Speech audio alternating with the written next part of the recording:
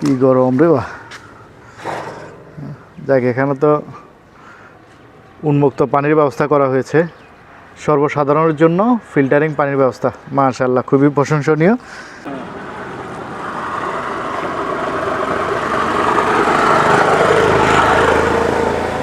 আলহামদুলিল্লাহ, এর আগেও আমি এই বিষয় নিয়ে ভিডিও করেছি যে সর্বসাধারণের জন্য ফিল্টারিং পানির ব্যবস্থা, এটা অত্যন্ত প্রশংসনীয়।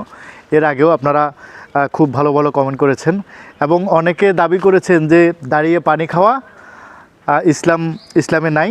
সেজন্য এখানে যদি কোনো একটা টুল, বেঞ্চ বা যে কোনো কিছু যদি বসার যদি একটা সুব্যবস্থা করা হইতো আরও সুন্দর হইতো।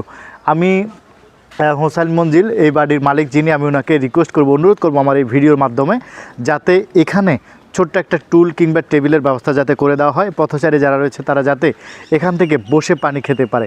আমি চাই পুরো মিরসরাই উপজেলাতে যে বাড়িগুলো রয়েছে রাস্তার পাশে, তারা যাতে এই ফিল্টারিং পানির ব্যবস্থা করেন, উন্মুক্ত পানির ব্যবস্থা যাতে করে দেন পথচারী মানুষের জন্য এবং এলাকাবাসী যারা স্থানীয় রয়েছে তাদের জন্য, যাতে এই মানবিক কাজটা যাতে করে দেন এবং পানির ব্যবস্থা করে দেন। আমি সকলের প্রতি বিনীত অনুরোধ জানাচ্ছি এবং সেই সাথে হোসেন মঞ্জিল মালিক রয়েছেন যারা এই মানবতার মানবিক চিন্তাধারা থেকে এই মহতী উদ্যোগ নিয়েছেন, তাদের অসংখ্য ধন্যবাদ জানাই এবং কৃতজ্ঞতা জানাই।